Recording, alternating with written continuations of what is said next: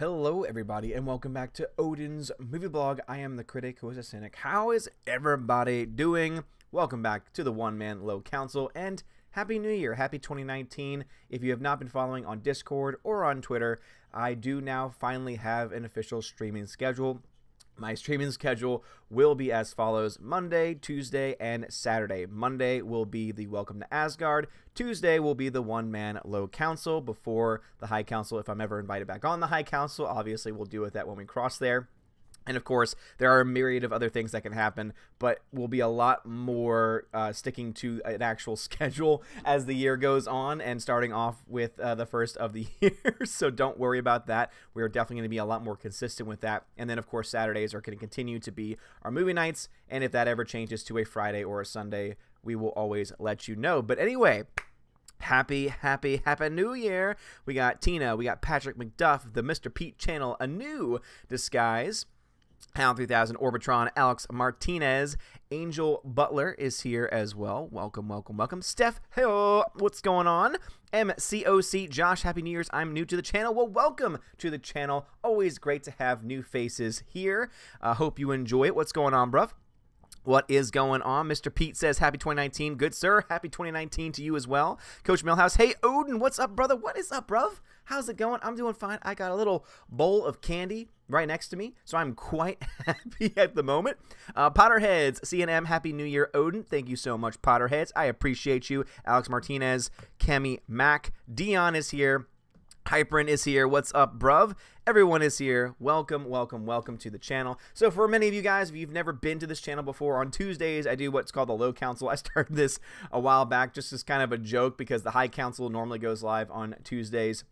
And normally the time of the High Council changes. Normally, though, it's a little bit later. It's usually around 8 o'clock or so. So I figured, hey, you know what? I'll jump on a little bit beforehand and just have a little bit of fun, or also stream a little bit during the High Council in case there are some people who maybe just want to talk about a certain topic and can't handle the craziness of the chat that the High Council has, because obviously it's very popular. There's a lot of people there, but the chat can get kind of overwhelming for a lot of people. So I offer a much slower alternative, and also, because we are a much slower alternative and because we are a much smaller channel, we're able to I'm able to interact with every comment that is posted towards me. So if you want me to answer any questions, if you want me to read your comments, you don't have to worry about just having to super chat, though. If you want to super chat or if you want to donate through Streamlabs, I greatly appreciate it. It helps the channel. It's always great to have that kind of support.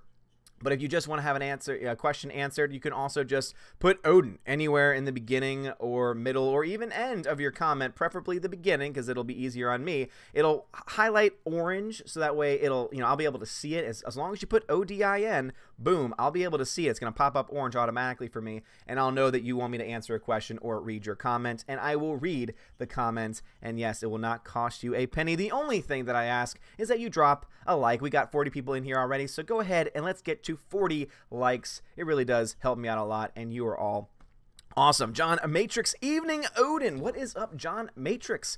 Great to have you here. Your opinion on Avatar is still incorrect, but I appreciate you nonetheless. Also, you'll notice Heimdall has a couple of new options. For one, he is sharing now my Letterboxd account, so I not only do YouTube videos and also post instant reactions on Twitter, I also write small little mini reviews about the movies that I see over at Letterboxd as well. So go ahead and check out my Letterboxd account if you want to see a few extra thoughts, things that I'm not able to fit into a short video over on Twitter, I put out in there. I also share my reviews on Twitter from Letterboxd, but if you want to just follow me directly there, that is where you can find me. And also, too, there is a new poll this week as well. We are starting off the new year, and what I want to know from you guys this week is which movie rating service do you trust the most? Which is the site that you go to? Which is the one that you put the most stock in? You know how everyone has a site that they put more stock in? Like some people, they trust the Rotten Tomatoes scores. I know that a lot of us here have a lot of issues with the Rotten Tomatoes scores. Some people love Metacritic because it just takes the scores that they give and compiles them all together There isn't some weird Rotten Tomatoes, oh, a percentage of critics gave it a positive rating without actually having at the forefront the average score that they have. And some other people like IMDb, since it is almost essentially run by the users, but it's also a very, very active community over there as well. So that is what the poll is. So when you see Heimdall post that link, go ahead and let your voice be heard in that poll. Tina says, yes, be sure to put in @ in front of Odin. You don't even have to put the @ symbol, Tina. No. In the new system, I don't know how it happened. You just need to put Odin, just ODIN. No @ symbol or anything. It just shows up automatically for me. You were hella sassy. Yes, so that's talking about the 24-hour live stream over Geeks and Gamers. I was on a few times for, I want to say, in combined for a few hours. So, yeah, it was fun, though. It was a lot of fun. And it's always great. It's always great to give Jeremy crap. Tippetail McKitty, it's been a while since I've seen that name. Welcome back. How desperate will the show media get before Plan 9 drops in December? It's going to be interesting, Tippy-tail, about what they do with their media approach, because I thought, honestly, they were going to drop a trailer on Christmas Day. I thought they were already going to try and get the hype going. Because they didn't do that, it tells me they're being a lot more careful with what they release. Something tells me that they're going to be very precautious in how much information they reveal, what characters they show, what lines, what images they show, and I think they're really going to hold a lot of things close to the chest. That being said, they're also going to want to be able to give enough to get people excited for the movie. So how they toe that line, how they're able to kind of work that magic to get people excited, good luck to them trying to do that, because it's going to be very hard not showing everything, because at this point it's almost like they have to show everything if they want to get people excited. But guess what? When you do that, then people get excited, but then they say, yeah, but I already know what the movie's about, so why would I go spend my money at the theater? So it's this double-edged sword that they have to fight with, and it's going to be interesting to see what they do with it nonetheless. They are definitely going to push hard for it, though, because if Episode 9 fails, it's done. I mean, I really honestly think that it's done, at least for a live-action, big-budget film perspective. I think they'll do fine on their streaming service, because obviously the numbers don't really matter as much on those because it's harder to track. But with that being said, I honestly do think that they're going to be very careful with their marketing campaign. Tina says, heard that you and Jeremy got into a sassy Dunkirk dispute and you slapped him down. Oh, damn right I slapped him down. I slapped Jeremy down every second of the day. And yeah, all I said was that it's overrated. I didn't say it was bad. Overall, I like Dunkirk. You know, I'll if I don't own it already, I would buy it for $5 on Blu-ray. I mean, it's still a Christopher Nolan film, so there is still definitely a hint of quality there, but it's also extremely overrated, mostly by Jeremy, who just praises it to high heaven. Let's see. MCOC says, Odin was great on the 24-hour stream. Well, thank you very much, good sir. I really do appreciate that very much. A new disguise, some dummy named Odin. Well, thank you for that. I appreciate that. I see what you're trying to do there. You're trying to reach out to me. You're trying to be supportive, and I like that. I see a lot of people saying, none, I don't trust any of them. But come on. Like, there's one that you go to. I know for me, my go-to is Rotten Tomatoes. I don't trust the score, and in fact, that's the reason why I've broken it down before. There's a certain way to read all scores on Rotten Tomatoes. That's why you look at multiple numbers. You actually dive into the reviews themselves, and that's what gives you the full truth of the matter. But at the end of the day, I go to Rotten Tomatoes because of the way that the site is structured. It just works better for me. Metacritic just seems like a very cheap version, like a cheap knockoff that I just don't trust, and I don't really understand how it necessarily works. And then IMDb to me is just an entirely different animal altogether, because it's all user based, and the users of IMDb, especially the passionate ones, are absolutely insane. Steph says, I go to O's Movie Blog. Well, thank you very much. I appreciate that. Patrick Duff, I trust the YouTuber scores. I do too. I just really wish there was a way, and I don't know if someone was ever gonna try and do this, and I might try and do it one day, but just to compile them together. That's why I'm doing the letterbox now, because there have been people who say, how can I find a list of your movie reviews that I can look back to instead of having to watch your videos, even though I would appreciate you watching the videos.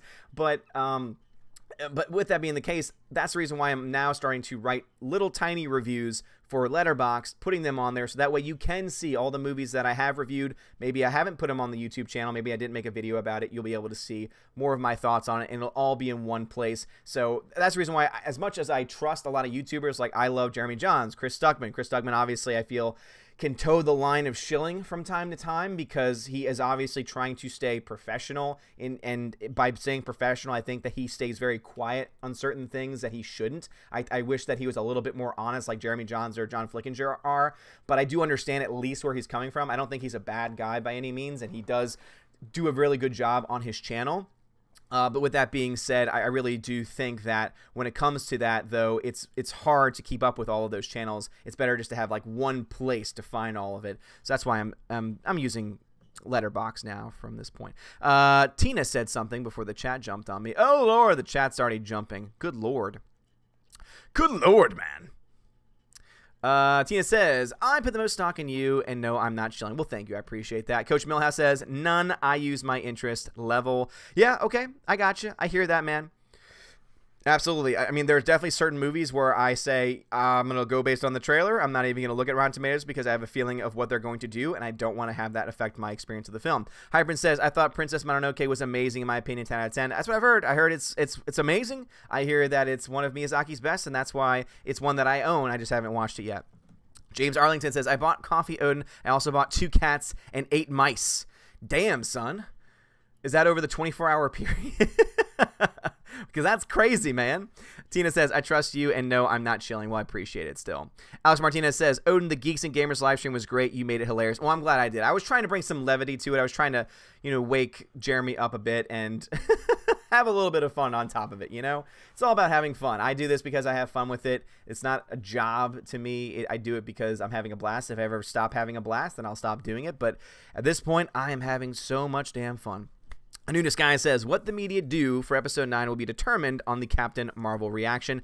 That is true to an extent, because I think Captain Marvel has already kind of been spoiled, and I think you can kind of see that in its marketing campaign, and also how there's trailers that are coming out, but you also really don't hear them fluffing it up as much as you would other movies. I think that they're trying to play it a little bit closer to the chest. I could be completely wrong here. They could just come out tomorrow and just go full-on Captain Marvel fest, but at the end of the day, I think they've already realized that they've kind of crapped the bed with a lot of fans, and they're going to have to be very careful with how they handle it if they want to make money at the box office, because guess what? That's what they want to do. Yeah, maybe they might also want to put a political message out there, but they also want to make money.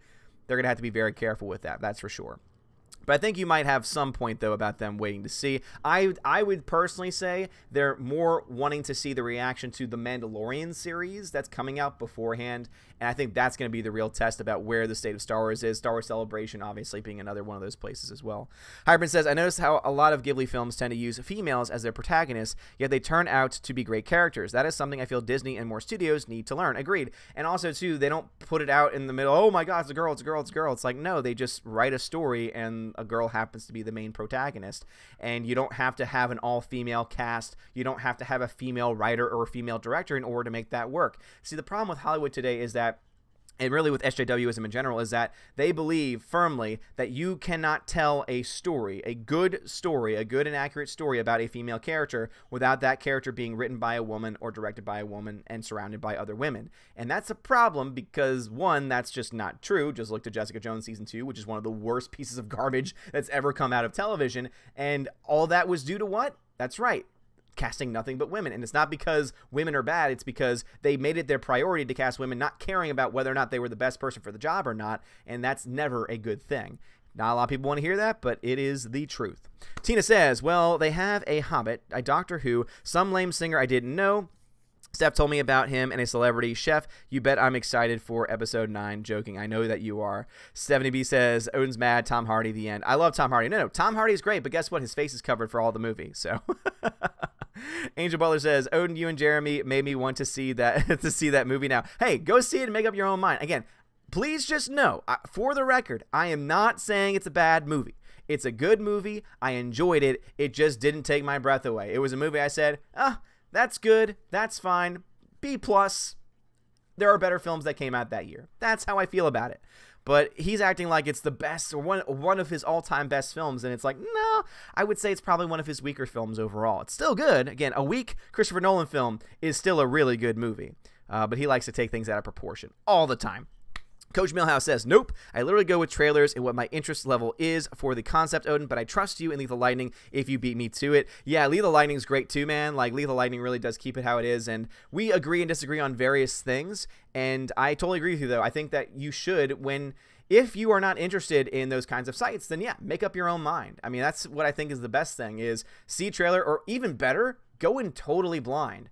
that might actually be one of the best ways to experience a movie. Now, obviously, it's very hard for me to do that because I need to make sure it's a movie that I want to that I want to see. I'm not going to blindly walk into a film that turns out to be a horror film that has ghosts and ghouls and all this, jump scare nonsense. Like, I'm just not going to like that movie in general, and I'd want to know about that so that way I can avoid it like the plague. So that's why I do tend to look to the consensus, and I also look again to both audience and critics ratings, at least on Rotten Tomatoes. And it would be really great if we eventually can get a site that is less political, that doesn't take a political point, that doesn't have people on staff that work for the Young Turks network. Like, seriously, it's just one of those things where you don't want that kind of nonsense, infiltrating those kind of sites. So it'd be really cool if people from all sides of the aisle who just want to put the raw numbers out there, and I think that's pretty much what Metacritic is. Metacritic just takes published critics and puts them all together and just combines their scores into an average.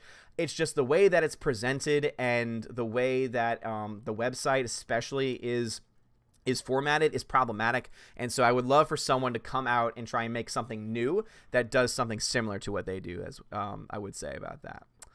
All right, let's see what we got here. Okay.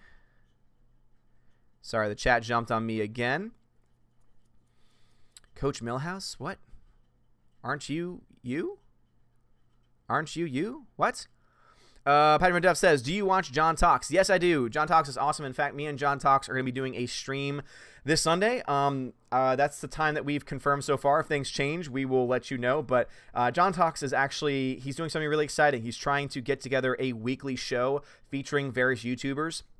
And I signed up and I was like, I'm on board to do that because I always love talking to people and love collaborating on streams and things like that. So yeah, look out for that on the John Talks channel. I don't know if I'll be able to be on every single week because I'm already committing myself to 3 nights of streaming a week, and I am married and I need to take care of my dogs and so many other things. So I'll see what I can do. I'll try and make it onto his stream whenever I can. I also am trying to do other things. I'm trying to get working on a wrestling podcast, so that would be separate from this channel, but I'm trying to get started on a wrestling podcast, possibly going to Sports Wars channel. I was on a wrestling podcast for a bit, but then the 2 people who I was working with, one of them just had way too much on his plate and wasn't able to do it, and then I just lost touch with the other one. And so that's something that's on my plate and on the horizon as well. So yeah, I mean, there's a lot of stuff going on. But yeah, John Talks is great. And we're going to be collaborating again very, very soon. Sunday should be the day. Super says, hey, what's up? How's your new year? New year is going fine, Super. Thank you so much for joining. Hope you have a good one as well. Carl says, do you feel critic unreliability extends beyond politics in favoring Oscar bait? Yes, absolutely. I think that it's twofold. I think that in most cases, when you go to these, and I always like to say professional critics, is that normally you'll either find the critic who is very politically motivated, who, for example, loved Vice because it went after Dick Cheney and George W. Bush, and let that cloud their judgment of the rest of the film. So there's that type of critic. But then there's also those critics that are prone to Oscar bait, meaning that there are films that they see and they know that they have to like it. They've already heard from others that it's the movie that's going to win awards, and so therefore they gear their own reviews towards the positive to try and toe the company line. And that's the reason why I don't do that. I like to just be honest with you guys. I don't just toe the line. If everyone's saying something's good, I'm not just going to automatically say it's good. Great examples. Everyone's been loving on Aquaman. All the people that I follow, that I collaborate with, they love Aquaman. I just didn't like it. I didn't think it was that great. Same thing with Bumblebee 2. I'm never going to toe that party line. I just watched Crazy Rich Asians. Crazy Rich Asians is one of the worst movies that I've ever seen. I gave it a D. It was so boring. None of the characters were interesting. All the actors on screen were extremely green, and yet somehow it gets nominated for a SAG award. You want to know why? It's because the people in Hollywood and the people and the critics who were giving so much praise to this film cared more about the fact that it was an all-Asian cast and an Asian writing team and director, and therefore said, well, it doesn't matter if the film's not that great. We're going to say it's revolutionary and that it changes the entire genre and the entire format, and then just automatically prop it up. When in reality, it's boring. It's a total bore, and it's 2 hours of my life that I can't get back. But I just saw I have a super chat. Thank you so much. Mr. Pete channel needs 600 subs. Happy 2019. I gotta go. My first 2019 donation is for you. Well, thank you very much, Mr. Pete. You are indeed the first donation of 2019. I appreciate you very much. And also go give Mr. Pete a sub. He needs 600, or he needs to get to number 600. So go give him some support. But yeah, I think that, going back to Carl's question, I think it's both. There's the political critic, and then there's also the critic that just will go along with what everyone else expects of them. And I'm neither of those. I'm the person where it's like, if I didn't like it, I'm gonna tell you. And even if it means that there's people who are going to unsub for me, because guess what, when I was bad when I came out with my review for Aquaman, people were unsubbing. People were saying, oh, you're just a MCU shill, etc. I mean, there were some really nasty things being said in the comments, and I was like, I'm not backing down. That's just how I felt. I respect your opinion for liking it. Please respect mine, and that's just how I feel. But no, you're definitely onto something, because it definitely is a bit of both in the professional critic sphere. MCOC says, what are your thoughts on Captain America, the First Avenger? Didn't like it. Yeah, again, I'm going to be honest with you guys. I thought the First Avenger, I thought Captain America, the First Avenger was the weakest of all of the Captain Americas. When I first saw it, I hated it. Second and third showing, I liked it a little bit more. I was able to take it a little bit more. But out of the entire series, it's so bad, like comparatively, meaning. So if you compare Captain America, the First Avenger to Winter Soldier, it's night and day. Like, Winter Soldier is Oscar worthy. Like, Winter Soldier is one of the best Marvel films that's ever been made. Possibly even one of the best just plain action films that's ever been made. Up there with the Mission Impossibles and all the others. So you already have that. First Avenger, it just, to me, I didn't like it for a variety of reasons, but one of the main reasons why I didn't like it is because it was cheesy to a fault. And I know that was the point of the film. I know the point of the film was to be very cheesy World War II, but it was, I feel, a little too much. I think it relied on that a little bit too much. And I think the thing that bothered me the most out of anything, though, was the CGI. When he was jumping off the giant take with explosions going off behind him, it looked really bad. And it took me out of the movie, and I just didn't like it. It just left a sour taste in my mouth. But luckily, Winter Soldier was fantastic. Civil War was fantastic, and that's because the Russo brothers took over, and everything the Russo brothers touch turns to gold, at least at this point. All right, let's see what we got here. Hyprin says, Odin, I heard Bird Box is bad, yet it gets a lot of noise. Is that true? What do you think of it? Good question. Yeah, it's been getting a lot of noise. A lot of people have been watching it. Netflix apparently released numbers saying that 45 million people had already watched it. Whether or not those numbers are true or not, or where they get them from, is still up in the air. I didn't really look into that story as much, but I can say my own thoughts on it, and I thought it was a B-level horror film. It's a film that steals a lot from other movies. Basically, it's The Happening meets A Quiet Place, because the whole concept of the film is that out of nowhere, humans start to kill themselves. They see something and they start to kill themselves. And the movie jumps back and forth between when that starts and then about 5 years later. And basically, you're in this world where if you look and you see this creature that you never really know what it is, it usually shows up as the wind, but you know there's some kind of creature there, then it somehow drives you crazy and you kill yourself, which is just what happens in The Happening. Only in The Happening, it turns out that it was Mother Nature that was just, you know, turning on the human race, which was just, The Happening, though, is a hilarious movie. So if you've never seen The Happening with Mark Wahlberg, I recommend it only for the hilarity. But going back to Bird Box borrows from that, and then in the very beginning, Sandra Bullock's character tells her kids, you cannot talk. When we leave this house, you cannot make a sound. And then the whole movie, they're making sounds outside, and it turns out, oh, sounds don't do anything. It's only when you actually look with your own eyes that anything happens. So they basically just throw that plot point out the window. So it's very inconsistent. It's very imperfect, but it is still okay. It's a movie where if you want to watch it and it sounds interesting to you, go ahead and watch it. If you don't, you're not going to miss anything. It's definitely in that middle of the road category. I think I gave it a C+, so it's definitely in that C range for sure. Mr. Pete says, do you agree that Aquaman saved the DCU or at least salvaged it? Salvaged it. I don't think it saved it necessarily, Mr. Pete. I do think that it gave it just enough to move forward, but the DCEU is not looking good because you've got Shazam, which I think will be fine, but Shazam as a comedy, as like an actual big, like essentially it's big but with superhero powers is what they're playing it off to be. So it's essentially a full comedy there. with that being the case, that it's going in that route, I don't know if there's going to be as much money for it as, say, an Aquaman. Aquaman is a pure action film, heavy, huge set pieces, huge budget, huge CGI effects, and that draws in money, especially from China, which China has made so much money for Aquaman at this point. Shazam is not going to be that movie. It's going to probably make a profit, but it's not going to make huge money. But then what do we have after that? I mean, obviously, I know there's a lot of other projects that are currently in the works for DC, but the next one that comes to mind is Birds of Prey, which now also has an additional title, which I forget because it's so stupid. But guess what?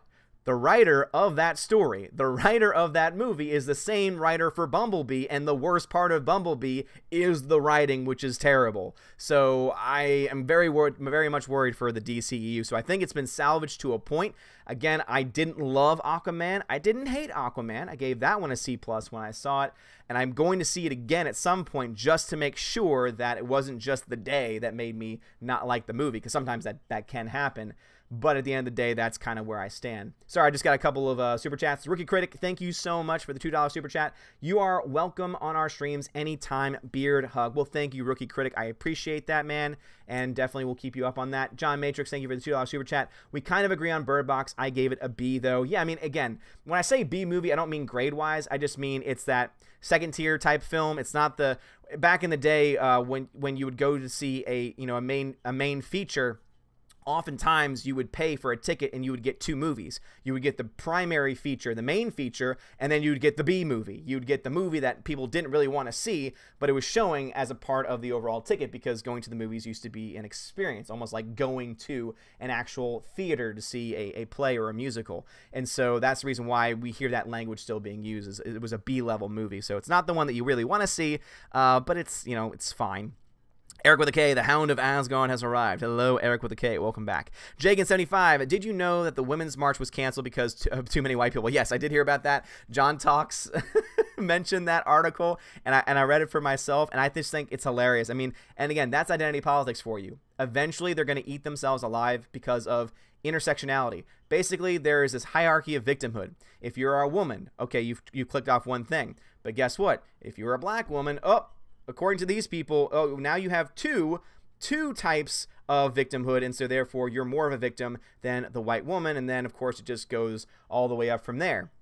But the problem with that is that eventually you start to eat your own, as they did with this one, because it was the Women's March, but because there were too many white women and there wasn't enough diversity, therefore, we can't have that because it doesn't fit our intersectional values, and they just decide to cancel it altogether, which, you know what, is fine by me, because the whole concept was based off of a good thing, again, trying to get people who are victims of violence to speak up, and hopefully to get people who did commit violence to be put to justice. And unfortunately, it just became a huge, giant political campaign against Donald Trump and so many other stupid things. And at the end of the day, if it gets canceled, I think that's a good thing. That's just me, though. Greta, what is going on, Greta? How's it going? How is it going? All right, the chat jumped on me again, so please excuse me while I kiss the sky. Oh, man. Oh, Lord, y'all rocking the chat tonight. Oh, my God. I'm so far behind, guys. This is ridiculous. This is ridiculous. All right, so Eric Rajala says, it's time for more live streaming. Damn right, Eric, it's time for more live streaming, and I have a schedule now, so much more consistent than I was last year.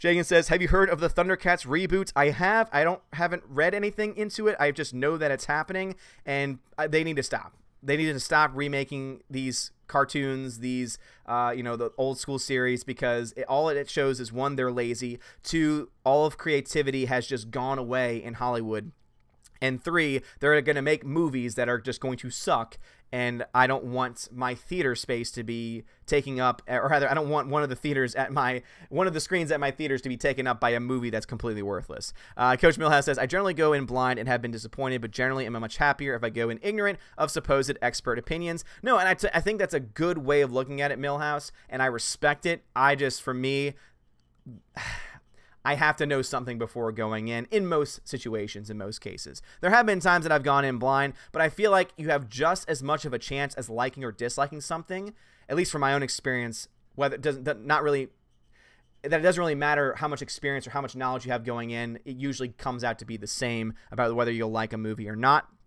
Tina says, when you read this, it's 6:46, and right now it's 6:58, so, oh man, I am indeed far behind. Odin on his channel, sir? Yes, so the John Talks collaboration will be on the John Talks channel. Now, of course, if it gets big, if it gets popular, if we get, you know, a set group of people, maybe we'll do a rotation like the Common Sense crew did for over at Geeks and Gamers. Nothing's been hashed out yet, though. This is his project. He's running it, so whatever he wants to do is fine by me. I just want to be along for the ride because he's a fun dude and I love talking to him. Mr. Pete, thank you again for that super chat. Sith Kryptonian, what's up, Sith Kryptonian? It was great meeting you. It was great meeting you as well. I'm so sorry that because all I saw was your logo, I didn't know that you were in the chat. But thank you so much for joining that chat earlier, man. It was so much fun talking to you in that 24-hour live stream. Hope you are well and hope you are healing up from that very long time. Let's see. Super says, Odin, question for you. What do you think is the future of an aspiring critic who is not prone to shilling? Asking so I can know my future. Well, I mean, that's my future as well. I'm definitely a critic who does not shill. I don't just give in to what people want me to say. And at the end of the day, I'm probably going to lose a lot of subscribers, lose some friends maybe even because of my opinions on various films and on the film industry in general. And you know what? Hey, it's my thought. And if you can't accept my opinion and if you are going to label me as a hateful person, all I can say is be ready to have people talk down to you. And also, though, on the flip side, get ready to get a hell of a lot of support. There are 64 people watching right now because I don't hold back. Because I don't just say what people want me to say. I say exactly how I feel. Great example on the live stream earlier on the Geeks and Gamers channel. I gave my honest grades of the prequel movies. Everyone else had a different opinion of it, and guess what?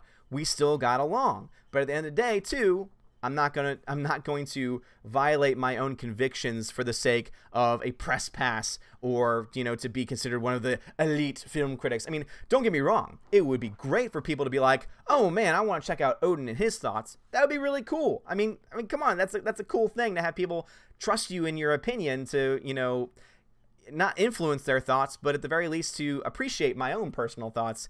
And so that's something that's really great. But yeah, just be ready for that, Super. Because if you're not prone to chill, it's going to be a lot harder for you to break in. Because let's say you want to write for a newspaper. They are run by shills, so therefore you're probably not going to get in. That's the reason why YouTube and the internet has been so great, because now you can be whoever that you want to be, and there are going to be people out there that are going to like it. And, you know, here you are. Jagan75 says, Odin versus Asian movies. I have no problem with Asian movies. I have no problem at all with Asian movies. I have a problem with a crappy rom-com that isn't even funny. It's a rom-com that has no comedy. And also, it's 2 hours of just boring nonsense. And this is coming from a guy that loves rom-coms. The Notebook made me cry. A Walk to Remember, one of my all-time favorite rom-coms. Serendipity, a movie that I watch every Christmas season. I like rom-coms. This was just a really bad one, and having the Asian cast meant nothing because you could have implanted white people into it and it still would have been just as bad. So, but people don't want to hear that because they say, oh no, you're just a racist. Yeah, sure. Lando says, Odin, Happy New Year's to you and your beautiful beard. Well, thank you, Lando. I appreciate it, and so does my beard. Hyper says, every Miyazaki film are better Asian films, 10 times more than Crazy Rich Asians itself. No, Hyper, you're right. Like, seriously, every Miyazaki film is better than not only just Crazy Rich Asians, but also most films that come out, because of just how much detail he puts in, not only to his hand-drawn animation, but also the tremendous stories that he tells. So yeah, for anyone that tries to say, oh, you're just racist, well then why do I love Miyazaki? It's like, if you want me to virtue signal to you and just list off the names of movies and things, I can do that, but I'm not going to, and I don't want to, because I don't want to have to virtue signal to you, because I already know who I am, I know what I am, and I know what I like, and if you can't accept that, then you can just get out. You can just leave. Nice to see you again, proper Jeremy. All right, getting through. Rookie Critic, thank you again for that donation. Donald Hudson's here. What's going on? Trinity is getting her hair done and enjoying your stream. We love this channel. Donald Hudson, thank you so much for watching. Trinity, Hello, hello, hello. How are you? Happy New Year to you, Trin. And also hope your hair is going to look fabulous after it is finished. Coach Millhouse says, thank you for being an unapologetic individual. It's okay to disagree, and discussing why is half the fun. Stay strong, bro. Right back to you, Coach Millhouse. And I totally agree. I mean, seriously, explaining and talking about movies is why I do this. It seriously is why I do this, because one of my favorite parts of going to the movies is when I see it with somebody who I'm able to have like a conversation with about what we just saw. I love doing that. Now, obviously, there are certain times when maybe there's an opinion that I have that is very, very strong because it's from an objective standpoint, and when someone tries to challenge that, it might frustrate me. But overall, I love that back and forth and that discussion that I can have, especially normally in bigger groups. You know, one-on-one, it can sometimes be a little bit harder because usually it's two very specific points of view. Sometimes they match up, sometimes they don't, and sometimes when they don't, it can cause tension. But when it's a bigger group, normally there's a bigger chance that you're going to find at least one person there that you can agree with, or maybe have like a point with, and then go off in your own side discussion. So yeah, I definitely agree with you there. Let's see. Patrick Maduff says, do you watch your own videos? I do, actually, and the reason why, and this has been something that I've done since I was younger. I've done theater for a very long time. I started doing theater back in 1999. In fact, this summer it'll be my 20th year at this one place. It's actually a church. Not my church. It's actually a Methodist church, interestingly enough. And we got into it when I was younger because my mom wanted me to have something to do over the summer that could, you know, control my ADD and, you know, theater. And so it's going to be my 20th year there this coming summer, which is just insane that I've been doing it since I was 10 years old. But with that being said, every time that we would get a DVD of a show, especially later in life when I got a lead or a solo, I would go back and watch it because I'm very I'm very critical of myself. And so I would listen to my song and say, oh God, I messed that up. I messed that up. I messed that up. So sometimes I do watch my videos, and also because I want to make sure that the entire video uploaded, because with technology these days, one error can mess up a video and can have something crazy happen. So I want to make sure that nothing like that happens.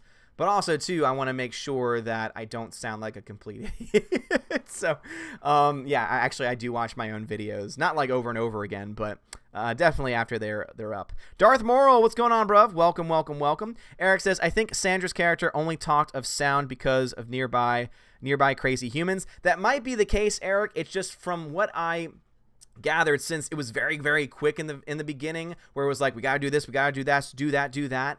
And then it just kind of just gets dropped throughout the film. It was just really weird because I'm like, okay, so it's a quiet place, so sound draws them. Okay, wait, no, sound doesn't draw them because she's making a lot of sound with this boat. Oh, okay, so it doesn't matter. It was at the very least very confusing. Juan Bizzle says, I heard that Crazy Rich Asians flopped in Asian markets. Oh yeah, it bombed in China. No one went to go see it. And one of the reasons why is because those audiences can't be pandered to. I mean, just look at what happened with the Star Wars movie. They put in Rose Tico. They essentially admitted they put in Rose Tico to try to appeal to Asian markets. And guess what? Last Jedi flopped in China and did not do well. And the same thing happened with Crazy Rich Asians. It was obviously made for an American audience because it's more of an American style film, and even you can put as many Asian people into a movie as you want, but it's not gonna automatically equal box office success. This is what they don't understand. They said, oh my God, it made so much money in the United States. Yes, it made money. It made a profit. It wasn't the highest grossing film of the year, but it did make money, and they're probably going to make a sequel, unfortunately. But it doesn't change the fact that it's actually a really, really bad movie. In fact, I think it sets people back. Darth Morrow says, what are your thoughts on Me Too being canceled because of too many white people? You're talking about the march. I already talked about the march being canceled, and I just think it's hilarious to see them just eating each other up. It's great to see them eat each other up. Let's see. I just answered that, Darth Morrow. Let's see. Let's see what we got here. Falling behind once again. Falling behind. Falling behind. Falling behind. Oh my goodness, I'm so far behind. Hello, Darth Morrow. I saw you, man. Again, guys, also, when you enter into the chat, I am behind. So don't feel like you need to post the same thing over and over again. I'm going to get to it. If I ever jump and I ever say, I'll tell you if I lose chats and need you to repost something. So just post it once and I'll see it as long as Odin's there. Greta says, just finished Beautiful Boy. The performances are good, but nothing really happens. Glad to hear that, Greta. I still kind of want to see it because I know it's getting some Oscar buzz for at least its acting performances. But yeah, sounds very boring. So I'm sorry that that's the case. A New Disguise says, Odin, now white women aren't women enough to, but the trans, that's a great point, A New Disguise. It's so interesting how now you got to the point where now they are literally eating each other. They're cannibalizing each other so much that it's going to be very soon that this entire thing falls apart. It's totally unsustainable what they're trying to push for in the agenda they're trying to get out there, because at the end of the day, there's going to be no one person that fits all their little check marks, and then they're going to fall apart, and I love it.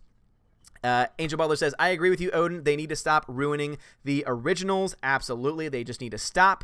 Juan Bizzle, what grade did you give Coco? I gave it an A. It was beautiful. Same thing. I gave it an A. It was one of the best animated films I've seen in a very long time. And one of the reasons why I loved it so much is because you think you know how it's going to end, and then it doesn't end like you think it's going to end. And to have that kind of a twist that you don't see coming is very refreshing, on top of the fact that the music is great, the colors are beautiful, the animation is fantastic, and the story of family is just universal.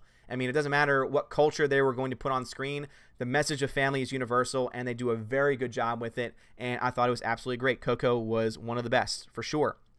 Outpost Dyer, hello there. What's going on, Outpost Dyer? Welcome, welcome, welcome. Darth Moral says, I know it's far-fetched, but I'm convinced that critics are paid by Disney. The Last Jedi is a perfect example. I don't know necessarily if they're paid. Like, so when you say that, Darth Moral, and I hear a lot of people say this, it makes me think, here is your check, write a good review.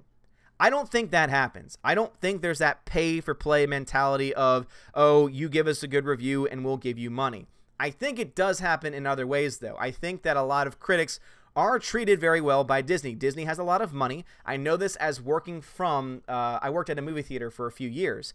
And when Disney movies came out, I mean, the quality of the standees, the posters, everything went up a lot. And they would always do a lot to try and make sure that everyone knew their films were coming out. So I would not be surprised if Disney, when their films come out, make it very clear, or rather make it very easy for critics to see their movies. So I wouldn't be surprised if they offer very, very nice movie previews for critics, or if they offer those type of things to give to critics to influence their decision. Because take this for example, if you're invited to a screening and you're a part of the press and you're given early access, you have access to like maybe a free beverage, or maybe you're sitting in a very comfy chair. The environment that's set up for you can easily influence your opinion of a movie. So I could see that happening to an extent. I'm not saying that it's universal, but I can see that kind of thing happening, not the, giving them direct cash. I just don't see that happening at this point. Jeremy Swig says, Odin speaks his mind, and that's wonderful. Well, thank you, man. I really do appreciate that. Let's see. John Matrix, I think I got yours. We kind of agreed on, baby. Yeah, I already got your super chat. Just making sure. Hybrid says, we live in a day and era where people can't respect your opinions and disagree respectfully. I agree. They would rather just run off to their safe space instead of actually engaging in dialogue. A New Disguise says, telling ya all, Odin's power comes from his beard. Well, yeah. Is anyone going to disagree with you? 70B says, I guess we'll claim Odin. Okay. I don't really want to. Do I want to know what that conversation was about? You claim me? Super says, Odin, maybe I'll just wuss out on the controversial movies. There's a reason I haven't reviewed Lady Bird yet, and I still haven't seen the post on principle, but the shills don't need to know that. And I mean, that's your choice. You can choose not to review those movies, but to be honest, from my perspective, I want to review those types of movies because I want there to be an alternative voice. When you go to Rotten Tomatoes and you have the critics and it's like 99%, and the one negative critic is just like some random blog that they somehow count, and therefore they're able to easily, discount it as crazy. I want to be that person, and that's the reason why I would love to at some point be able to be eligible to do reviews on Rotten Tomatoes, because I would love to be just one voice of reason that's not just going to go along with everybody else, that's going to truly just speak my own mind and just lay it out like it is. not going to buy into the shilling, not going to buy into the political nonsense, and just call movies out when they go down that road. I would love for that to be something that happens at one point. It's almost a dream of mine to be a professional critic, but not to be a shill critic, to be a critic that can still be allowed to speak my mind. Now, it's going to be very hard. It's going to be a lot harder for me because of the fact that I don't toe that line. But at the end of the day, I think it's important, and I go back to that to try and say, I take it, and this is your choice. You don't have to go this route, but I think it's important for there to be people like me and like so many others who can speak their minds and be that voice for the voiceless, to be that voice for people who feel that way and want to say something, but they're afraid of what might happen if they do, or all their friends like a movie and they don't, and they have no one that they can go to say, oh, well, here, listen to this person's perspective. So I think it's that's the reason why I personally am drawn to that.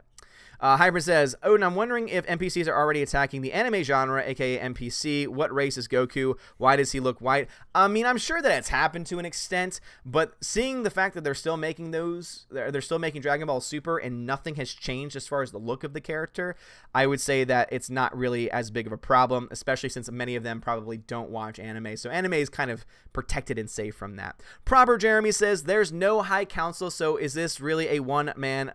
So is this really a one-man low council? Yeah, so it's a Tuesday. So Tuesdays are my one-man low council. I thought there would be a high council. I guess it makes sense. There are probably people still out of town. I know that Jeff at World Class BSers is still out of town. So, I mean, I don't mind. Means I can be on until 8 and not have to worry about bleeding over to theirs. Soul Assassin, what's going on, dude? Juan Bizzle says, I thought that Mulan was a better movie than Crazy Rich Asians. If you're talking about like the classic Mulan's amazing. I love classic Mulan. The music's great. The story is great. The animation is beautiful. I mean, I think the original Mulan is fantastic. I hate that they're remaking it because you know they're going to ruin it. You know that they're going to put some form of identity politics in there and just totally destroy the story, which makes me really sad. But no, hands down, let me just put it this way. Crazy Rich Asians is a bad movie. Like, that's not just, oh, I didn't like it. No, it is a bad movie. An objective standpoint, it is a bad movie. And also, I didn't like it. So it fits both those categories. I gave it a D. Go over to Mulan, the classic animated Mulan. That movie has like an A minus from me because it is fantastic. So, not even close. You can't even compare the two. They're so different. CWD, ooh, chat jumped on me again. I think I'm slowly catching up, though. Maybe. CW Trixie says, Happy New Year and always good to find someone unapologetic with an unapologetic opinion. You deserve a glass of rhino milk in my subjective opinion, Well, thank you very much, CWD. I appreciate that. Greta says, I used to cringe at looking at myself on film, but I do it every week for acting class, so now I'm immune to it. Hey, I feel exactly what you mean because guess what? The more you watch yourself, the more you catch your own faults, and the more you're able to fix them. So I absolutely understand that. Bruce, what's up, Brucey? Odin, I really dig your force of personality. It's the same reason I started watching Jeremy as well. Well, thank you very much, Bruce. I appreciate that. Thank you, and welcome to the channel. Patrick McDuff says, what was the very first video you've ever done? Oh my gosh. So I have a couple of videos on this channel. Like, you can go back to the archives, and it's very different stuff. It's just very, very different. But what started me off doing this type of YouTube channel video stuff was actually a response to MoviePass, when MoviePass was still a thing before it just totally tanked. And it was about the early issues of MoviePass. So, I mean, yeah, you can go back in the archives, you know, just go through videos and just keep going back on the pages. And you could find them. It's very different. Quality is a little bit lower, and I'm a little bit different as well because I was a lot more nervous at that time. So, yeah, I think the MoviePass videos were the first ones, though. Darth Moral, no problem at all, man.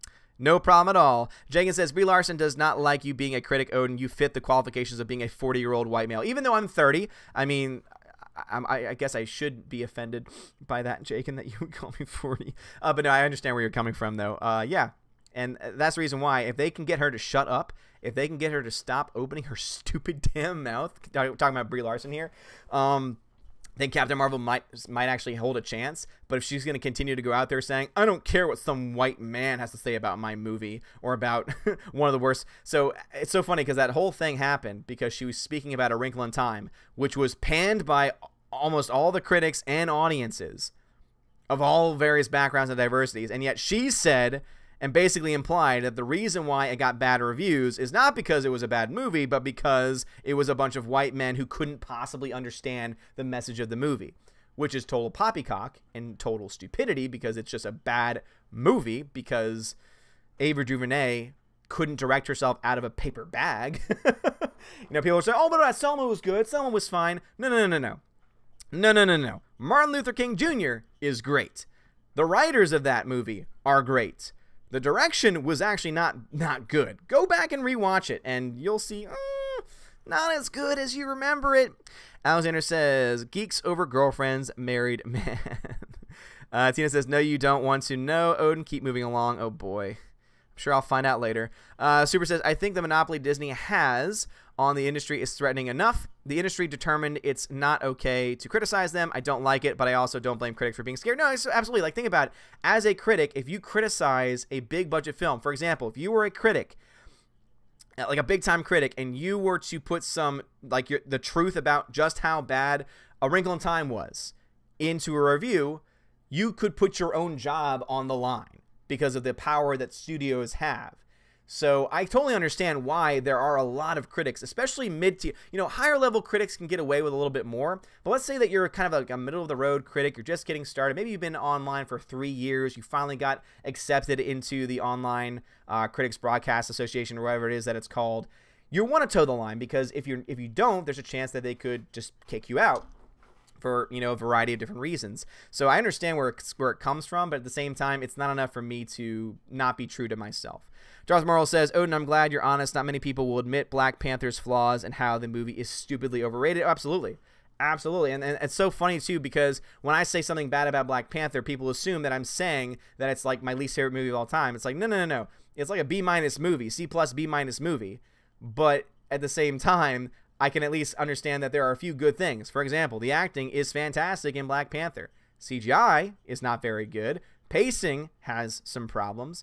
I mean, there are objective things you can look to in the actual movie, and also to understand that it is overrated. It is not the best Marvel film that has ever come out. You put it up against so many other Marvel films, and it just does not match up. And also, too, if you ask people what makes this movie so much better than Infinity War, they will not tell you they will not tell you an objective reason. Every time it goes back to, well, I mean, it's just so historic, and but the representation, and it's like, I'm sorry, you see what you just did there? You brought in a political point, and you tried to say that it's an objective point, and that's just not the case. So, yeah, I absolutely agree with you there, Darth Morrill. Super says, Odin, and honestly, that's what is a little scary for me. I don't ever want to have to reach a point in my career where my choices are to sell out or to be unemployed. And that's why you definitely want to think about whether or not this is something that you want to commit your life to. I mean, you seem like you're still pretty young to be able to make that kind of decision. Keep in mind that you can do multiple things. You can write reviews, you can record reviews, you can do other jobs and other things too. Don't ever try and put yourself into one spot that's a make or break situation. Otherwise, it's going to cause you a lot of stress, and it can be very problematic if things don't work out. But all I can say is just have trust, have faith in your own work. If you like doing what you're doing, then do it. And whatever people think, don't care about it. If you're proud of your work, then do it, man. Don't let other people decide or determine what, it's just kind of like the whole thing with art where everyone's like, oh, well, this is an amazing piece of art, amazing piece of artwork. Okay, well, is art purely objective? Oh, no, it's pretty much, it's very subjective too. Oh, okay, so then why is it that this piece of art is worth millions and millions of dollars if that's based mostly off subjectivity? Like, it doesn't make any sense, at least to me. I've never really understood art, but I think that criticism, looking at a movie, which is art in and of itself, and having a certain opinion on it somehow makes you X, Y, or Z, it doesn't make any sense when you actually break things down. Darth Morrill says, do you think we should be concerned that Birds of Prey might have SJW propaganda all over it? Yes, and one of the many reasons why, and not even, actually, you know what? I would be more worried about it having a terrible script than SJW stuff, because the writer is awful. Same person who wrote Bumblebee. Bumblebee has a terrible story, terrible screenplay. I'd be more worried about that, to be perfectly honest. Eric says, I think some far-left folks went after an anime Goblin Slayer. I don't know enough about anime to be able to say one way or the other, but it would not surprise me at all if that were the case. Would not surprise me at all. As I try and catch up with the chat. Hybrid says, my Neighbor Totoro was also a treat to watch after watching Mononoke. Very heartwarming. It helped me calm down for a while.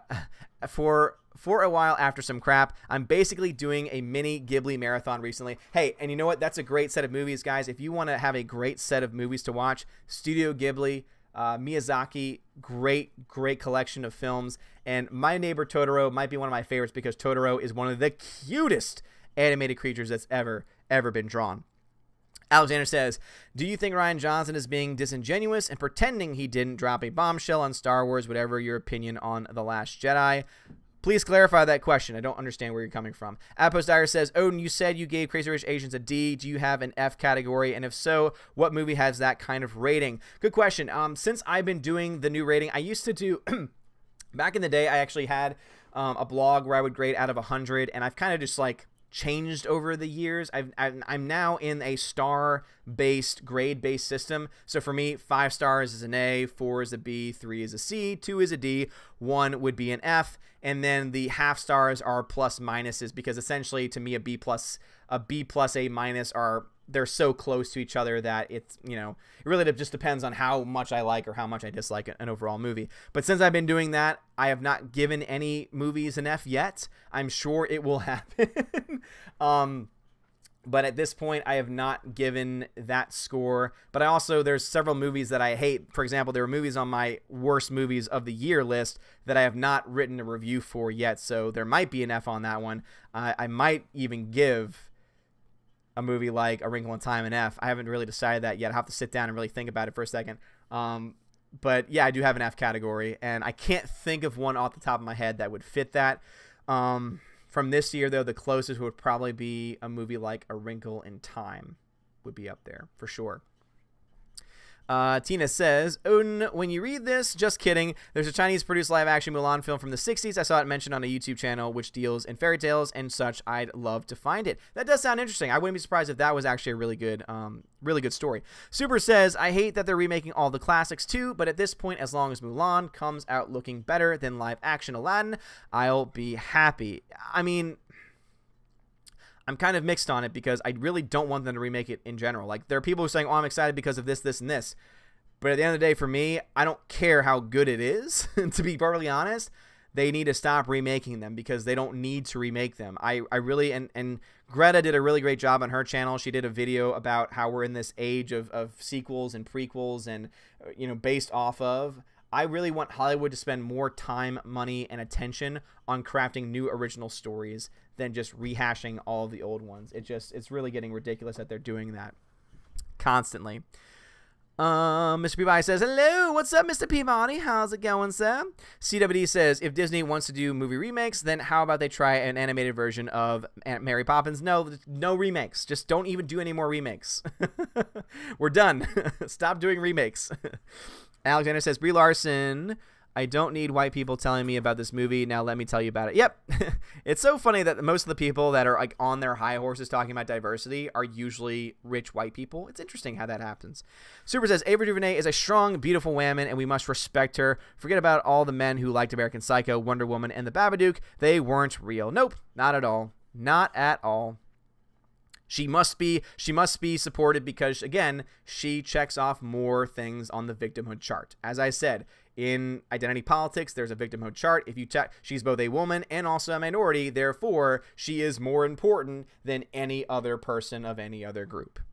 Actually, no. If she was gay on top of that, then I think she would be no. Scratch that. If she were a transgendered female, yes, transgendered female who is also non-binary gay and also is a self-described African American, that would probably be the most victimized person. You see how ridiculous the entire concept is? It's so stupid. Jeremy Swig says, I can't stand Black Panther's sister. She is always so condescending in every movie. Okay, I mean, I've only seen her in the one movie, and she was fine. There were some people who were saying, oh my god, she's a star. And it's like, no, she's a smartass, and she does a very good job playing the smartass role. She's not an amazing actress that should win Best Supporting Actor. She's good. She's fine. She fits the role perfectly. But again, people get crazy because, oh my gosh, she fits all of my, she ticks off all my boxes. I have to love her. I feel like that's what we're eventually going to get to, that where film critics don't even write their own reviews anymore. They have like a standard list of check marks, and if a movie checks off certain things, has a gay character, has a person of a different color, has more women than men, like if it checks off so many things, then it's a good movie, and if it doesn't, then it's a bad movie. Like I wouldn't be surprised if we eventually get to that point. Potterhead says, it is very annoying that people who enjoy The Last Jedi will never admit it was a bad movie. From a Wizarding World fan, I can admit The Crimes of Grindelwald had major issues, but I still enjoyed it. And that's what I said in my review, too. I said that from an objective standpoint, it's hard to deny that Crimes of Grindelwald is a bad movie, because it is literally 2 movies, if not more, fighting each other constantly, and that's not good storytelling. That's not good writing, on top of the fact that it has issues with canon, among other things. But that's for another day. But I totally understand what you're trying to say there, because Last Jedi fans, people who do like The Last Jedi, again, you can subjectively enjoy something. If you like The Last Jedi, great. I'm not going to try and take that joy away from you. But if you're going to come at me and try and tell me why I'm wrong, and then go therefore on a battle at the objective level, you cannot win there, because there are literal objective flaws that you cannot defend. Juan Bizzle says, what was wrong with Selma? Selma, there was really bad pacing. There was really bad cinematography at many points. The direction was very poor as well. I really honestly feel like the actors were just given full reign to do whatever it is that they wanted to do, and they were all very talented. And again, I'm not trying to say that she's totally incompetent. Obviously, she put together a movie, and again, that is a thing in and of itself, an achievement in and of itself, but still, it just was not good. Jagan75, should Space Jam 2 exist? Hell no. Leave Space Jam alone, please. Please leave Space Jam alone. Oh god, the chat jumped on me again. I think I'm almost caught up though. Hybrid says, not to the fact that Killmonger was basically being biased mainly on revenge only for poor black people. I understand the whole father death thing, but hey, at least Thanos wasn't biased. Yeah, I mean, again, Killmonger was a great villain, I think. I think that people can still at least understand where he's coming from. Also, Exaggeration Nation, welcome to the channel. So he's definitely one of the better villains, and Michael B. Jordan is a great actor, so I really did like his overall performance. That being said, his core motivation was racially motivated, so it's hard to really defend that kind of a character. Alexander says, if Picasso crapped on canvas, it would sell for millions, which is just stupid in my opinion. I don't understand it. Coach Millis says, Odin, it's been great to be here. Thanks for standing on the wall as a sentry. See you soon. Coach Millis, thank you so much for stopping by. Appreciate you. MCOC, Bumblebee was great. The emotional beats of the film were awesome. I disagree, MCOC. I think that the writing was absolute trash. I think that the film was very boring most of the time. In fact, there is a solid hour, I would say, in the middle of the movie where nothing happens and none of the characters have great chemistry, and it's just a bore. So I would disagree with you there. I think anything that happens between Charlie and Bumblebee is great, and a lot of that has to do with the fact that the young actress that they have playing that role is so talented, but she's unfortunately given a really bad script. If that movie had a better script, I think it would have been a much better film. Super says, the scene where Totoro discovers umbrellas was the greatest moment in cinematic history. Yes, so good. Zen Waters, thanks for responding to my message the other day on Twitter. I appreciate the help. Zen, no problem at all, man. And again, if you ever need prayers or anything at all, just please message me. I try and get back to as many people as I can. If you message me over and over and over and over again, I'm probably not going to respond to you every single time. But if you just message me out of the blue with a question or anything like that, it's very easy for me to respond to you. So yeah, go ahead, email me. Send me a message on Twitter. I love getting those types of messages and answering questions there. If you can't get to me on here, just don't abuse it, because there are definitely people out there that send me messages almost every single day, and I don't respond to them because I don't I don't know the person. I don't know the person personally, for starters, and two, I have a lot of things to do in a given day that I can't just have a hours-long conversation every single day. All right, that's all I'm going to say about that. Let's see. Darth Morrill says, Odin, did you see how James Wan proved himself to be a man when he told his fans not to attack people that dislike Aquaman? Yes. And that's why I have so much more respect for James Wan now. And also, too, even before that, dude, even before that, he came out and said, if Aquaman fails, it's my fault. So not only did he take full responsibility for the movie, but then he also went after fans who were attacking people that didn't like the movie. James Wan is what Disney needs to look at and say, this is the type of person that we need directing and helming our films. We don't need a Rian Johnson who's just going to attack the fans and be a total asshat. We need a James Wan who's going to take full responsibility for his projects and also will be very, very clear as to what is expected of people who go and cross the line. Mark Lurseth says, does the Room qualify for an F? I'm going to say no, and the reason why is because I love the Room. Objectively, it's awful. Objectively, it's an F. Yes, objectively, it's an F. But when I give my grades, it's a mixture of both an objective and subjective opinion. And so definitely not an F movie. In fact, that's a movie that I probably would not rate because I think it's rateless. You know how certain things are priceless? That movie is rateless because of the experience that movie brings about. And oh my God, I love it. Patrick McDuff says, Odin, before 2008, people got along with each other just fine. Now it's all about SJW politics. White men are evil, racist, sexist men are blah, blah, blah. Yeah, I would agree with you there. I don't know exactly when it started, but I can say this much, and I don't like getting political, and I try to avoid it when I can, but I don't think anyone can deny that there was a very clear time in history where we became a lot more focused on race. And a lot of that has to do with the people who are leading our country, at least from the United States' perspective. A lot of that has to do with our leaders. And the leader during that time period of 2008 and after was very polarizing. And on top of that, he race baited all the time. And because of that, we became so much more polarized as a nation. And yeah, absolutely agree with you there. Appos Dyer says, what? You didn't give The Last Jedi an F? I have not graded The Last Jedi yet, and I don't think I gave it an F. And the reason why I think actually, Appos, I gave it, I think, 2 stars. And the reason why I gave it 2 stars was solely because of the visual effects team. I don't think that every person on that film deserves to be hated for the nonsense of Rian Johnson. Like, that was my perspective for it. Is because the visual effects still looked really, really good, and the visual effects team did a great job. So again, I can usually find a positive thing to say about almost any single movie, and that's the reason why it did not get a complete F from me, because the visual effects were stunning. Jagan75 says, Odin, this one guy tries to tell me that Disney animated movies aren't original and told me the live-action remakes is the same as the animated adaptations from Disney. It is not. I understand where he's coming from. He's trying to say, and this is true, that the Disney animated movies that we love so much are based off of previous material, and that is a true statement. However, what we're seeing now, though, is that was them during a time when they were still also creating original content, seeing these old stories that were in a medium, in a format that kept it from being seen from a lot of different people. So they took these stories, they changed them, they obviously adapted them for what they wanted to do, and then it became the classic movies that we know and love today. And they were also very different. If you read some of the original stories that these movies are based off of, they end very differently. That's always what the Disney effect. Disney likes to try and always spin a positive thing onto it. The reason why this is different, though, is because what they're now doing is they're not taking previous Disney content. They're not taking content that was not previously Disney. Now they are taking their own content and saying, we're out of ideas. Let's make more money. And boom, we're going to remake it. So there is a difference there.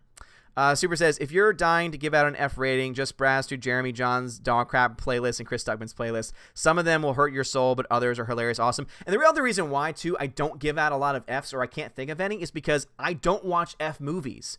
I don't go out of my way to watch bad movies. Now, that might change in the future. If that's something that the channel wants me to do and wants me to review, I'm going to, bite the bullet and do that. But I personally, if I have a choice in the matter, do not ever want to see a movie that looks bad. That's why I never saw any of the 50 Shades Freed movies. Guess what made it onto the worst movies of the list every year? Those movies. It never made it onto my list because I never saw it, because I don't go out of my way to watch really bad movies if I can help it. If it's a bad movie that gets nominated for an Oscar or something like that, then sometimes I'll make an exception. but overall I try to avoid them. Darth Morrill says, Odin completely agree with the one on the remakes. They are just pathetic, plus far more and far not as good. Let's see. Oh, man.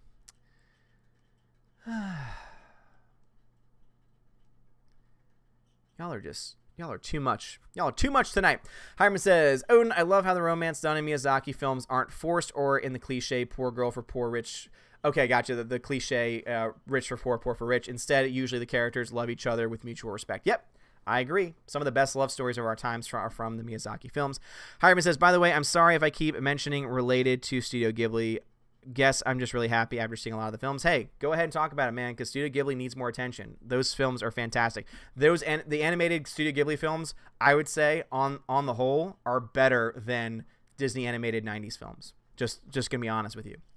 Super says, nope. To be the ultimate in oppression, one must be a transgender, non-binary Islamic immigrant woman. Growing up poor would also help immensely. Yep, Super, you hit the nail on the head there. Tina says, Odin, per a few people like Nerdrotic, the BBC has checkboxes to make sure something is appropriate, which might be why many are saying the new Doctor Who is a freaking mess. Damn. Okay, yeah, I did not know that, and that makes a hell of a lot of sense. So let's hope that we never get that in the mainstream, because that would be awful. G-Monkey76, what's up, dude?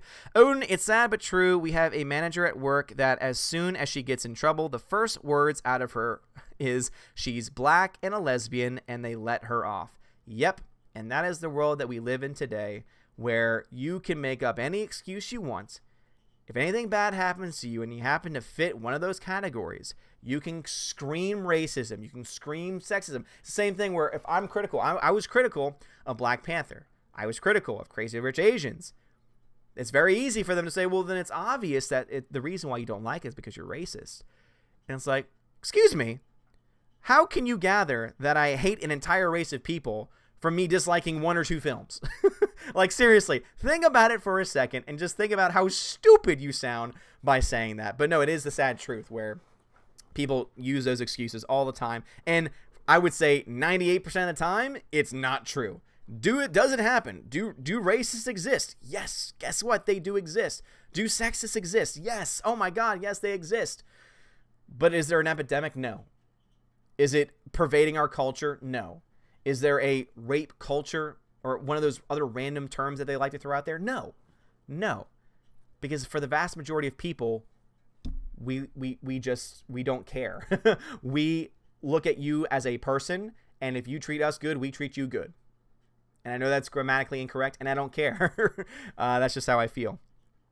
Super says, oh, and don't forget some form of disability. Perfection in oppression has been reached. Damn right. Also now overweight too, because now if you are overweight, you are also considered to be a part of a group, and therefore you need to be seen. So the problem with the whole trans movement in general is if your thought, if your perception equals reality. So if you think you're a woman and therefore you are a woman, at least society will allow that to happen. Okay, well, my cholesterol is high, but I identify as a young, healthy man. Well, that's just not true. Really? It's not true. Let's talk about some other things that aren't true. Oh, but it's different. It's so much more complicated. No, it's not. You're just an idiot. So that's where I stand on that. Rogue Baron, what's up, dude? Juan Bizzle says, what's your favorite scene in Black Panther? Personally, I like the challenge fight scenes. Oh, totally agree with you. Until they show the crowd behind them, because the CGI that they used for the giant crowd on the hillside looks awful, but the actual fight between the two characters over who's going to be king, that part is great. I would say that was definitely my favorite scene. Rogue Baron says, Odin, please say a 9-month novena for every single one of your subscribers. Nothing much. Oh my God, a 9-month novena? I'll say daily prayers. I do say daily prayers for you guys, so that is something that I definitely can do. Angel Butler, hey Odin, did you get any cool stuff for Christmas? Gift cards, got some cool gift cards, got a couple of nifty shirts as well. Trying to think, because I can't think off the top of my head. Got a lot of chocolate. I think chocolate's pretty nifty. I do love chocolate. I'm actually been waiting to eat this for a while.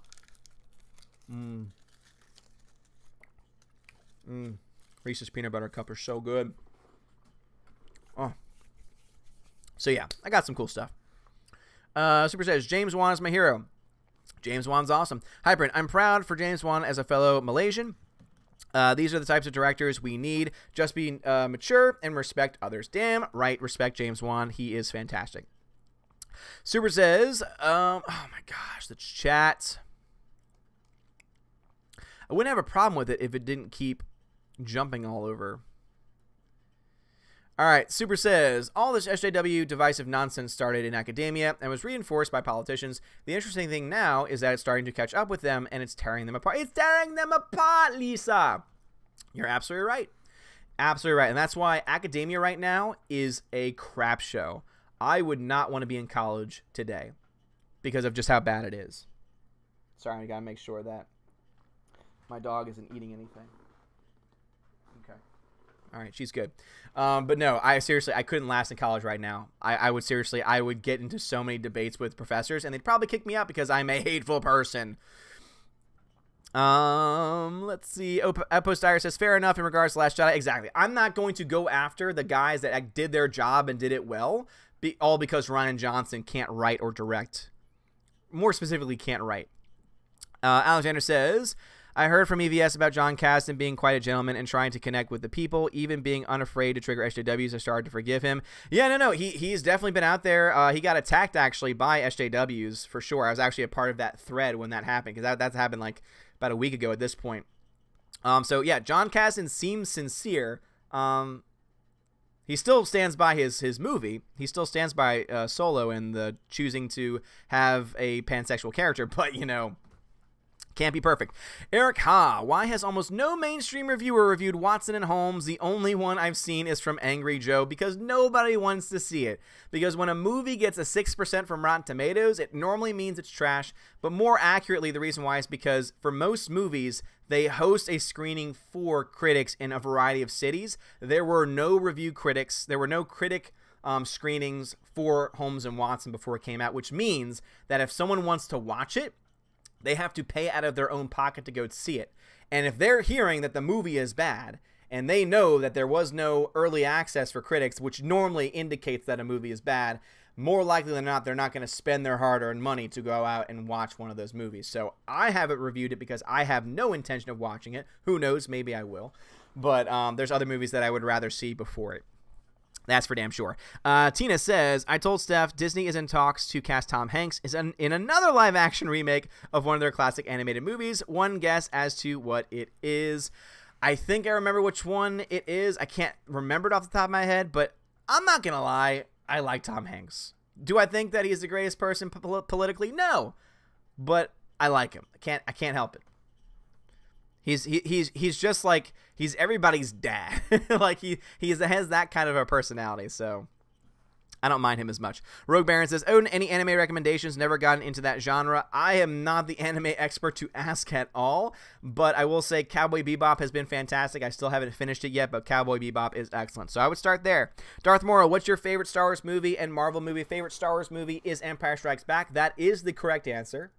I don't care what anyone else says. Empire Strikes Back is the best Star Wars movie of all time. Favorite Marvel movie would probably be, Winter Soldier or Thor Ragnarok. Not going to lie. Thor Ragnarok was just so funny. It was so much fun. But as far as quality goes, Winter Soldier might be the best, in my opinion. Infinity War is obviously up there too. Alexander says, Disney of 2010s, no creativity, wants to show disturbing mental disorders to children. It's complete scum. I agree. Darth Morrill. Antonio Rivera's here. What's up, dude? Darth Morrill says, Odin, my teacher, is the perfect SJW. All she does is brag about representation and how white people are too privileged. She is white too. I mean, every time I hear that word of privilege and microaggressions and all that just nonsense, I almost immediately shut off, because if I don't, I'm gonna get very frustrated, because I don't like when stupid people talk to me about stupid things that they try to convince other people and force other people to accept. For risk of losing their job. So yeah, yeah, oh my God. God bless you for having that kind of a teacher. And it's all over the place in college, unfortunately. Hyman says, I can admit I myself am Muslim, but I'm not going to be extreme based on my religion actions in order to be good rather than be a respectful human being. Yeah, exactly. I mean, I'm a Catholic, but that does not mean that I'm going to fit certain criteria that other people might try to perceive on me. Wait a minute. Super says, you think Studio Ghibli is better than Disney Renaissance? Completely agreed. I love my Disney dearly, but it was seeing Ghibli movies as a kid that truly changed my life. No, seriously, like Studio Ghibli films, like watching them now, you realize these films don't need music and catchy musical numbers in order to be good. And also, not only that, but they're films that are not made for kids. Like, they're made just to be as good as possible. They're not, I don't think they're really made for anyone specifically. They're made for everyone. And I think that's the reason why they're very powerful. Super says, I owe so much to Miyazaki. It is even funny. He's fantastic. He's great. J22 says, yeah, Odin, I agree about it being similar, but the movie Disney is using is the same animated movies that was used in the past. And they are specifically marketing to the people who love the movies. And I'm just sitting there like, the original movies are fine. You know what I would rather them do? If they want to, if they want to target those people, here's what they can do. They can go back, they can try and get the highest quality cut possible and re-release them.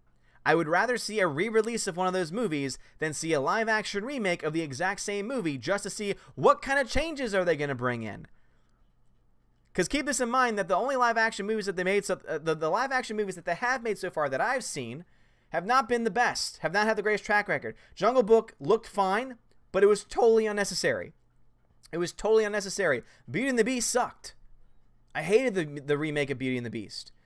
Especially since they decided to add a political change to it by saying, oh yeah, you know, LeFou's gay. Where is that at all in the original story, let alone the original animated movie? So I'd rather just them not deal and play around with it for the sake of making an extra buck and trying to bank in on our nostalgia. I'd rather them make an original story than anything else. Jagan says, Rumpelstiltskin is an example they did not make a movie about. That is true. Oh my gosh, this thing is crazy. CWD was the last person I saw, though. Where is it? Where is it? CWD Trixie says, the ironic thing about SJW NPCs is that they demand so much diversity, yet they are among the whitest people out there. Exactly. They're hypocrites. Seriously, they are absolute hypocrites. All the people that are the loudest about all these issues are rich white people. It's a fact. Patrick Maduff says, they should make a movie about Odin's beard. That'd be amazing. Alexander says, dog in the back identifies as a chair mat. Hybrid says, sorry if I had to mention that. What I'm trying to say is just wanted to share that I still have my respect to you and everyone here, regardless of our beliefs and opinions. I agree. I respect you as well. Super says, worst CGI in Black Panther, hands down, had to come near the end of the movie. Oh my God, robotic, not just the robotic rhinos, but also, too, when they were fighting, that whole thing looked bad. Did you watch Bird Box, says Antonio Rivera? Yes, I did. It's not that good. It's a B movie, like not graded B. It's just, it borrows from other movies, which I think is just a cheap tactic altogether, and it's underwhelming. MCOC, are you a Transformers fan in general, not movies in specific? Not really. I'm not. I would not consider myself to be a Transformers fan. I didn't grow up with the cartoon or anything like that, so I went into the movie looking at it as an actual movie. And though I can appreciate OG Transformers because I know what that is and I know what it looks like, I think that a lot of people are having positive reviews of Bumblebee because of nostalgia and because of those elements, to the point that they are ignoring the reality that the story is really bad. That's where I stand on that. Jeremy Swiggs, my younger cousin had a disagreement with his SJW professor about the BCE thing.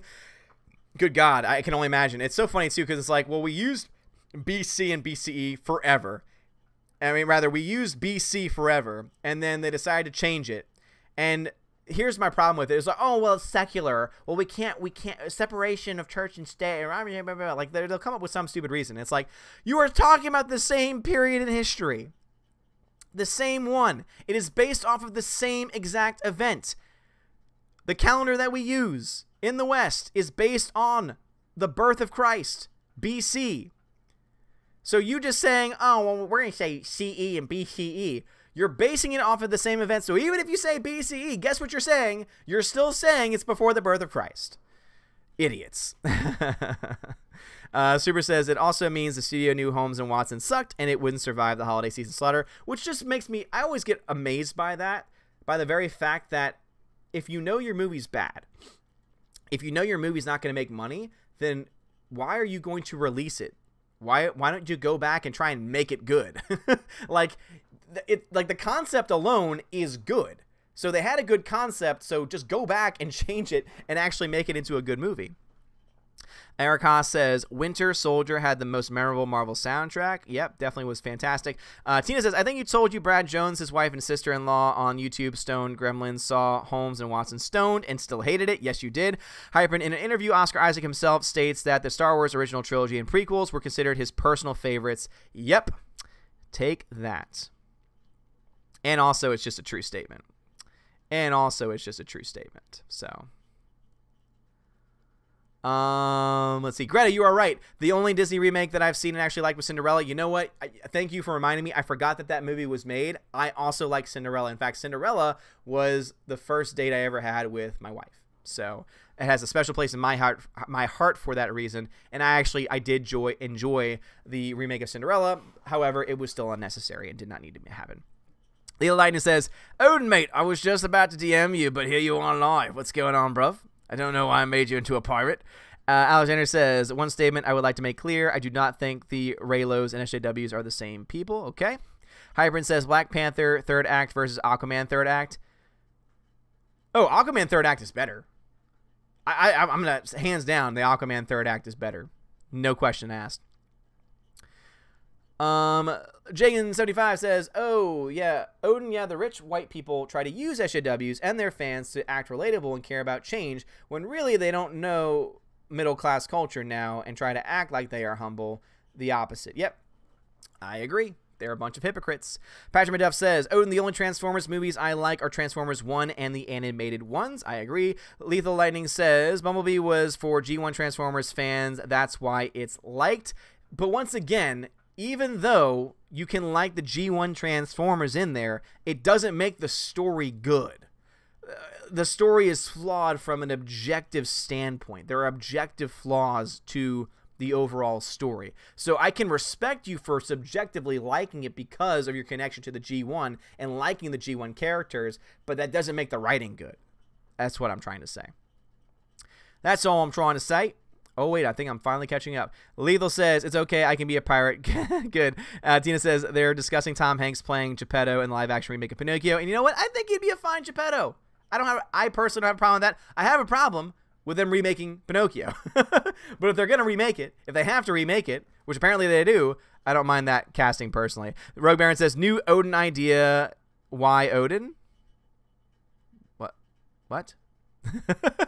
What are you talking about? All right, I've finally caught up with the chat, so let me go ahead and we're going to start to wrap up this stream in a few minutes. So let me go ahead and just give a huge shout out to all of my patrons. Guys, you've been all amazing people, and also all my patrons you should know. If you don't know, I've made some changes to Patreon, and I'm just waiting for all of the patron charges every January 1st, or rather, Patreon charges on the 1st of every single month. So I'm waiting for all of those to go through, and once they do, with the tiers that have t-shirts attached to them, I will, as soon as they're all gone through, I will send out a message to you guys to make sure that your shipping address is correct, and I will ship those shirts out to you this week. Like as soon as it's ready, I'm going to get all that together and ship those out to you guys. If you don't have a shipping address, I might message you to find one. If you're currently moving, I know that there's one person who's moving. We'll talk and we'll figure out where you want me to send your shirt. If you are in the $5 or up track, if you have the $5 rather, you have access to the podcast. So as soon as the podcast goes live this Saturday, you will have access to it, and it'll just be on the actual stream itself.